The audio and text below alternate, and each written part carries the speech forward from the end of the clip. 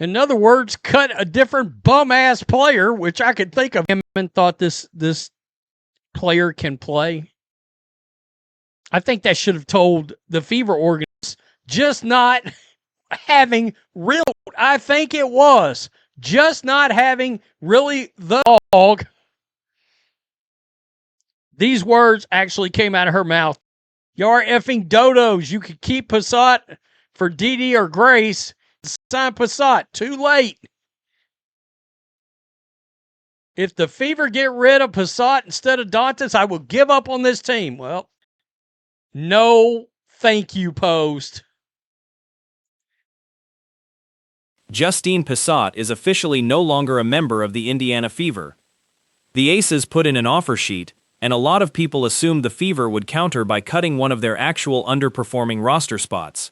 Instead, Indiana let a promising rookie walk, instead of moving on from a player who's been dead weight on that bench for 2 seasons.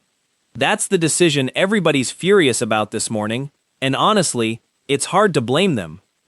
You tremendously, but if you stay here, you deserve what you get. Wow. It's extremely apparent how incompetent the Fever is.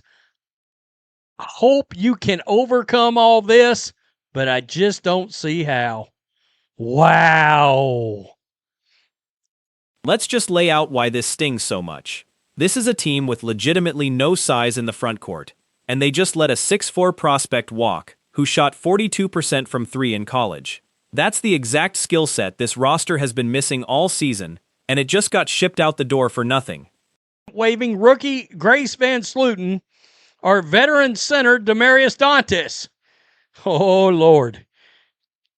Dantas, sorry, but I got to let you go. I got to let you go.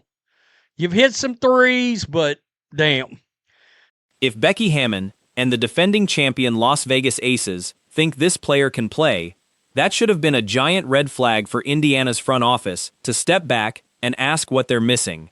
Instead of doing that self-evaluation, the answer was just, let her walk. Play the player. That's it. That's the whole take. You don't let a team like Vegas poach a prospect for free without asking hard questions about your own evaluation process. Sitting there like a bump on a log. These words actually came out of her mouth that they could not come up with a spot. Cloyd Peterson would also then say it would have likely meant waving rookie Grace Van Sluten, our veteran center Demarius Dantas. Oh, Lord. Dantas, sorry, but I got to let you go. I got to let you go. You've hit some threes. And then you get Stephanie White's actual quote on why they didn't match the offer. I think it was just not really having the feeling that we had the ability to open up the roster spot. I had to read that back myself, because that's about as vague and unconvincing an explanation as you're going to get for cutting ties with a legitimate prospect. You're tuning into Black and White Sports on YouTube. The no-holds-barred truth on sports. The main event starts. All right, Black and White Sports supporters. Well, Justine Pissott is no longer a member of the Indiana Fever.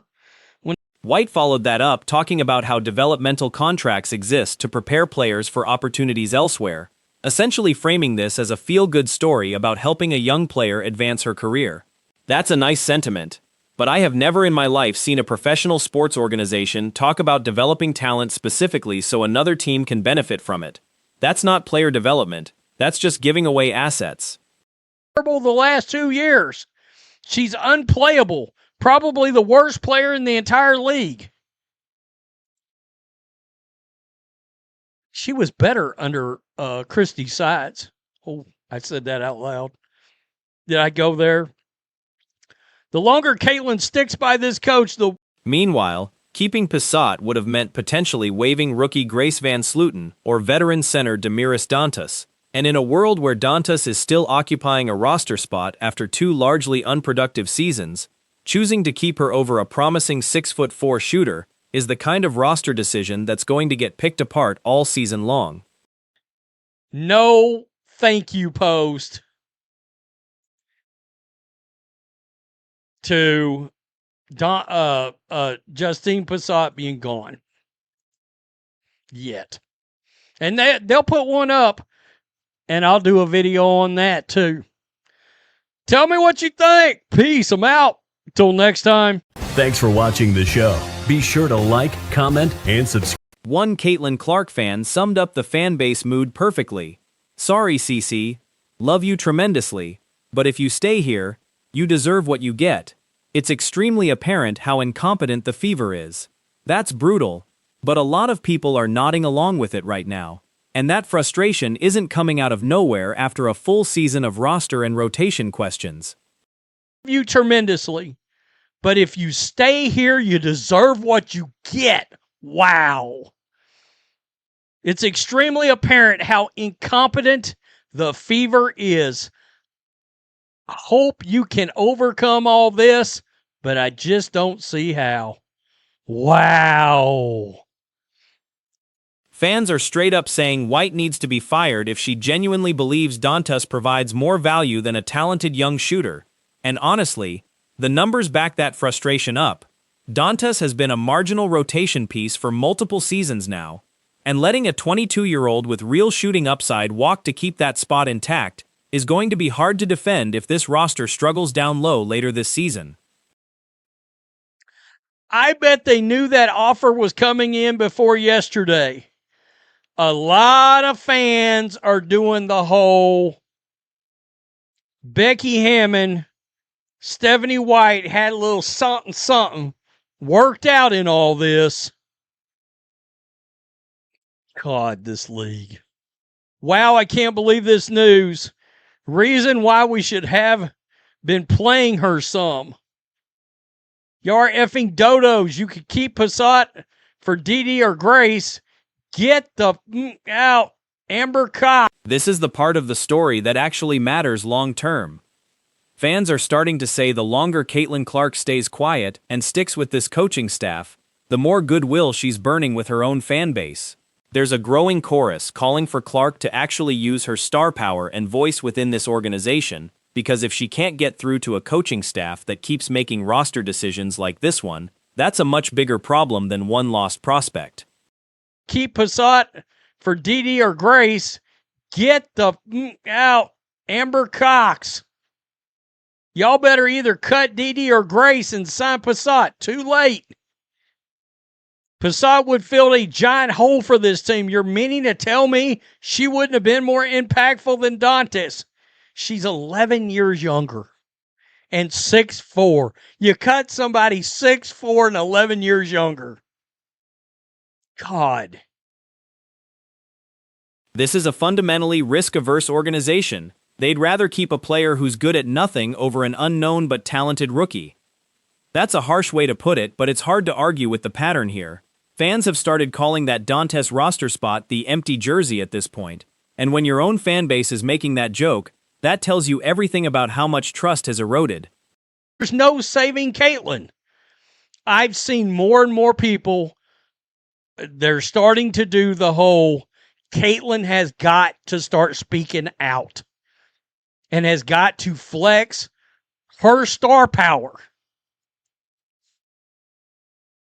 to the organization. This is a fundamentally risk-averse organization. They would rather keep Dantas, who is literally good at nothing, over an unknown but talented rookie. People are even joking that Stephanie White is reliving her old Villanova coaching days by keeping talented young players glued to the bench, calling this whole situation an unserious poverty franchise approach to roster building. That's an exaggeration, obviously, but it captures just how little patience this fanbase has left for player development decisions that don't actually seem to prioritize the best available talent. Said of why the Fever did not match the offer. I think that that's a great thing about these developmental spots, and the challenging thing about these developmental spots is that you have opportunities to develop players.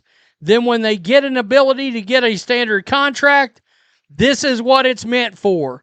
To continue to advance the opportunity for players and to continue to keep them ready for when the opportunity presents itself. Have you ever seen a league where they want to help other teams out so much in all?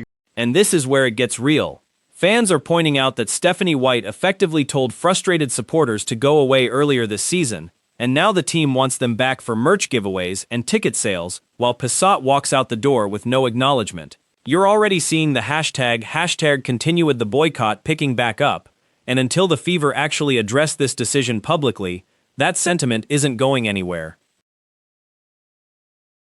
She was better under Christy Sides. Oh, I said that out loud. Did I go there? The longer Caitlin sticks by this coach, the more she loses fans. Wow.